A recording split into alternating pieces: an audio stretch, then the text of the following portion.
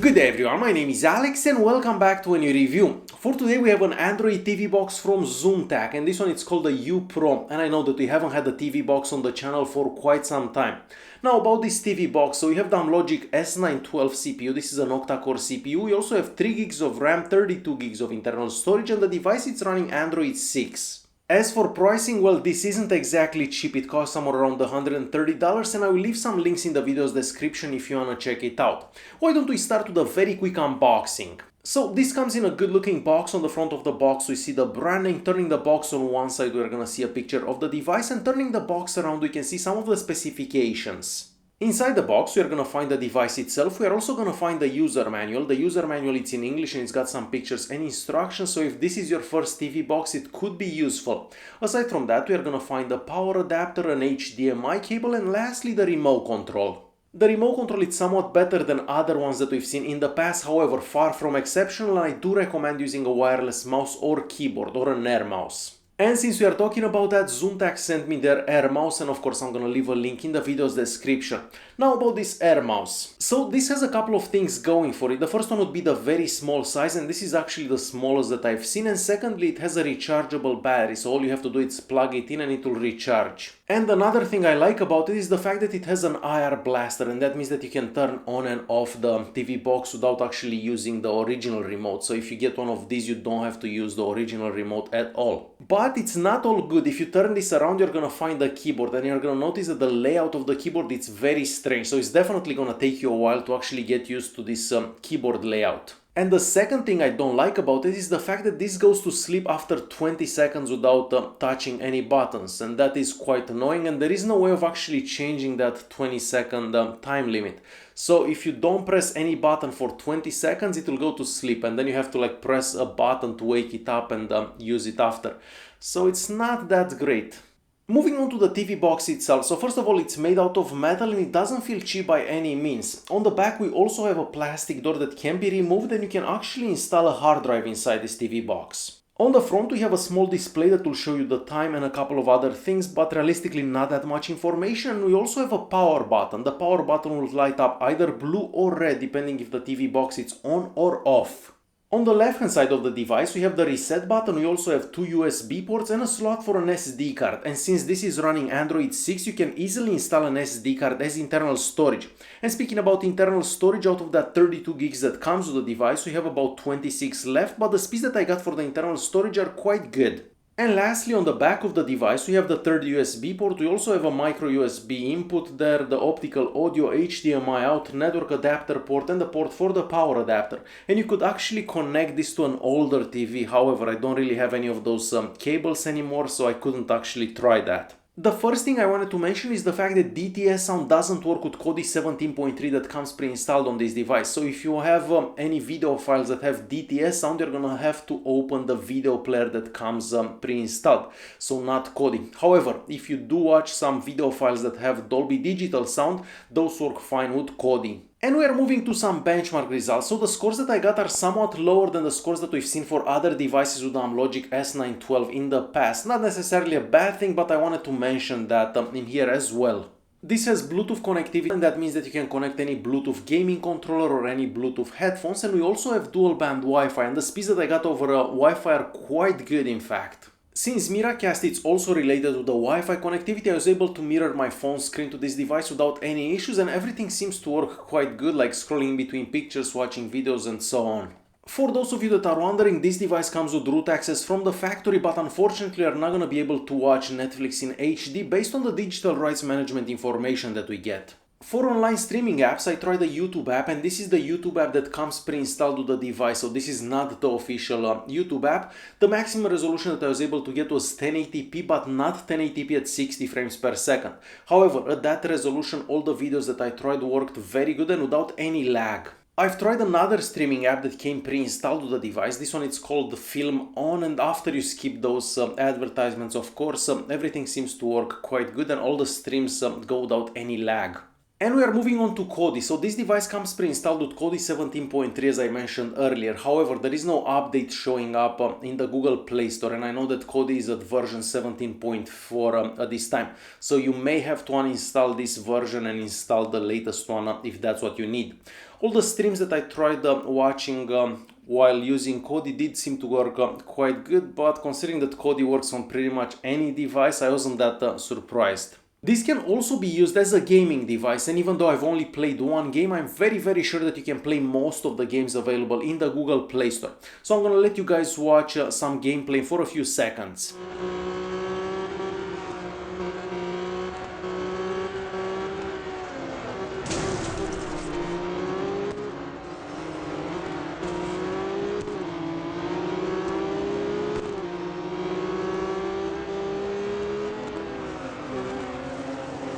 So as you've seen, Real Racing 3 does work quite good on this device. Now there is something that I don't exactly like about it, and that's the launcher. So the launcher that comes pre-installed, it's not the greatest looking launcher out there.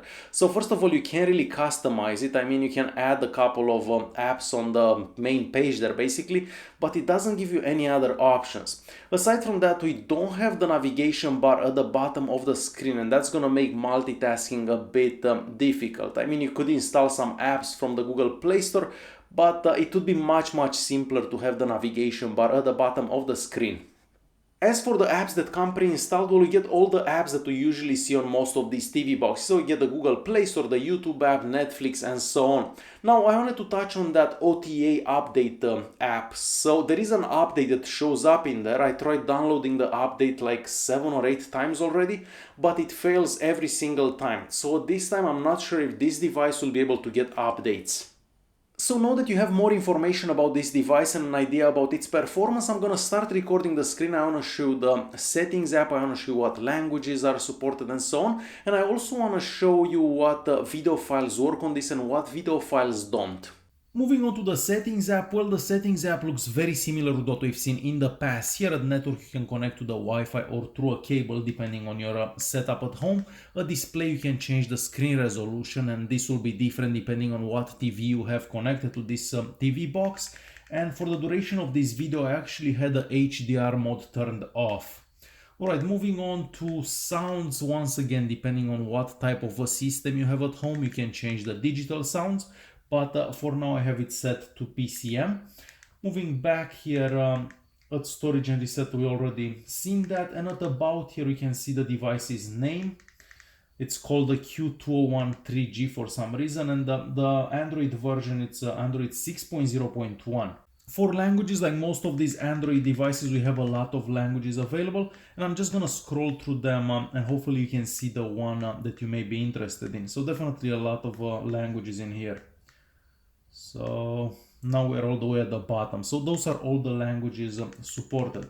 Now we do have a more settings option here, and basically this is the standard Android 6 settings app, and you can change some stuff from here if you need to change anything.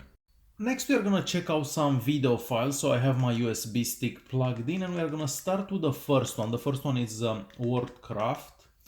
So I've already tried this one, and it does seem to work good. I'm just gonna skip to the middle here. This looks a bit darker than usual in my opinion. I'm not sure, maybe I'm mistaken, but it does seem a bit darker than other TV boxes that we tried in the past. So this one works without any issues. We'll move back. So let me press stop here, and we'll move back to another one. So go back. So this one right here. And this one also seems to work quite good. We'll skip towards the end here. So definitely no problems with this one. We'll stop this one as well. We're gonna move to a 4K file. This one is at 59 frames per second. And as you can probably see, it does work good as well. So we'll skip towards the middle here. And once again, no problems. And once again, we'll skip towards the end. And it does work quite good. So we'll stop this one, we'll move to another 4K file. So this one does work good after the first 23 seconds there at the beginning, as you've seen. and we'll skip towards the middle here, and we'll skip once again. So no issues with this one either. So we're gonna stop this one and we'll move to the next one. The next one, it's a 720p file, and we'll skip right to the middle. And no issues with 720p files, of course. So we'll stop this one, we'll move to the next one. The next one is this one, I believe. And once again, we'll skip all the way to the end. And as you see, it does work quite good as well. So we'll stop this one as well. The next one would be this 4K file that I filmed with my phone a long time ago. I believe this one was like last summer, so quite some time ago. So we'll stop this one as well. This one I'm not gonna try because it's not gonna work with Kodi. However, if you install the MX player, it will actually work. And we might as well try this one, I guess.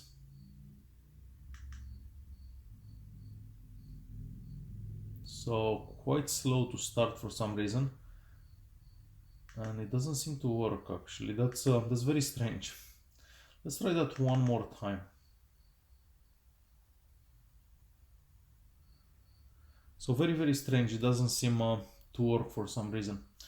Alright, so we are not checking this one out. So we'll stop that one and let's try this one here as well. So we'll start from the beginning. And this one seems to work good as well. And it's time to conclude this video. So overall, I don't really have that many bad things to say about this. I mean, I wish the launcher would have looked different. I wish we would have had that navigation bar. But overall, the TV box did perform okay. But was it good enough for its price? Because it's kind of pricey. Well, that's up to you to decide. Alright guys, hopefully you enjoyed this video. If you did like it, press that like button. Don't forget to subscribe and I'll see you in the next one. Thanks for watching.